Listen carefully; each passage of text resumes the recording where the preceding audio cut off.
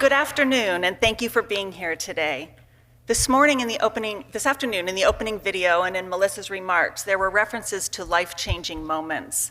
And have you ever noticed how those life-changing moments often happen when you least expect them?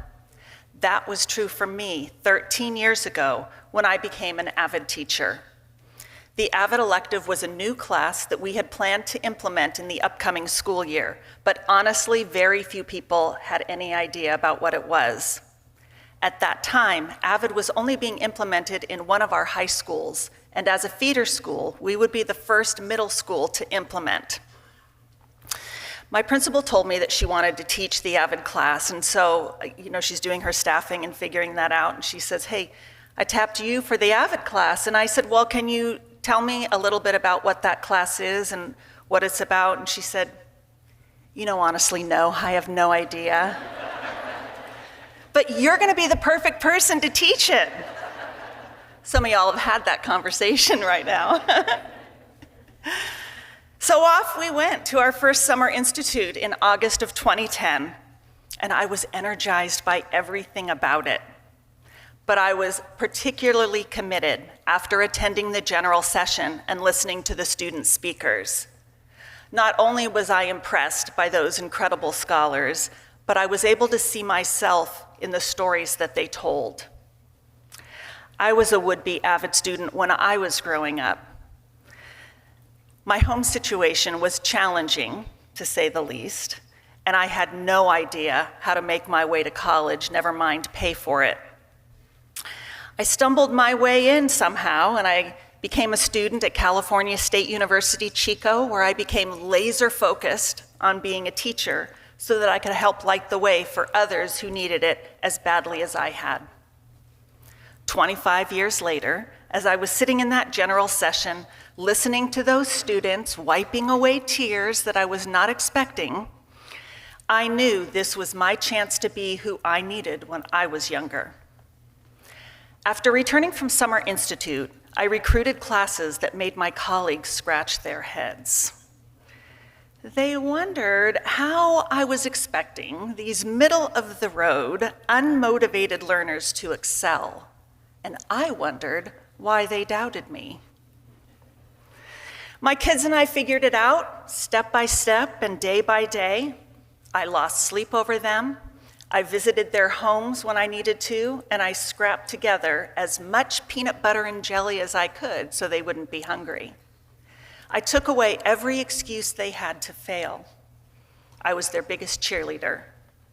My kids thrived, but more importantly, I thrived as an educator.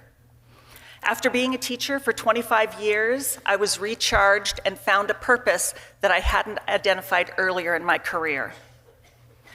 I knew that this was exactly the work I was meant to do and why I was put on this earth. My first few years as an AVID teacher were the most demanding, most challenging, most rewarding years I'd ever experienced, and I couldn't have been happier. But then, during my 4th year as an AVID teacher, I hit a speed bump by the name of Mia. That kid was not only underperforming academically, but she was angrier than any student I'd ever worked with before.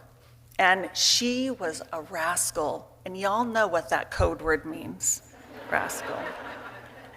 She was every bit a rascal. She was in my language arts class at the time, and although it took several very painful weeks and months, she finally began to respond. So I encouraged her to apply for the AVID elective, and surprisingly, she followed through and did it.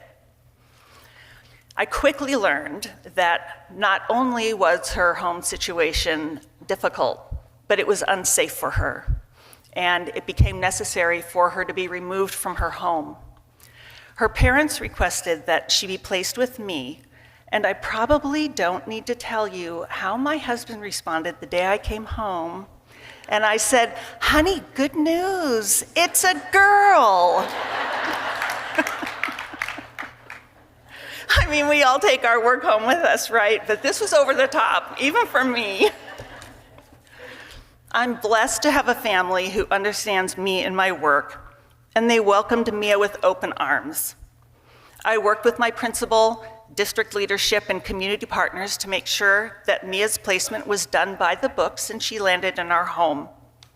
Over time, she thrived. She not only passed her classes, but she took every AP class that was available to her when she was in high school. It wasn't easy, and we spent many, many late nights together talking about challenging reading assignments, class discussions, and preparing for upcoming tests and quizzes. Those long nights and her hard work paid off. Mia received a full ride scholarship to the University of Oregon. She completed her degree in architecture, and when she graduated from college, she became an official member of our family when we adopted her.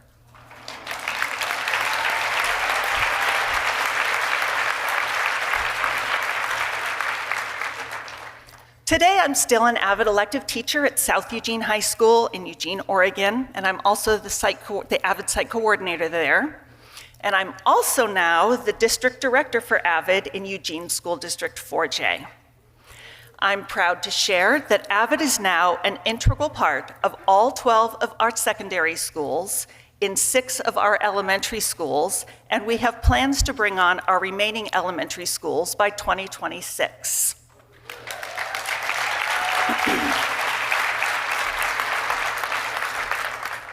Our district will be fully implementing AVID school-wide at every campus in our district within 3 years.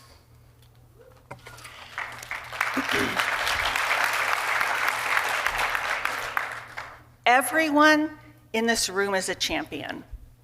Those kids you don't think you can reach, the ones that push you away the hardest, they're the ones that need you the most. Never underestimate your influence and never question your ability to change the experience of those kids sitting in front of you.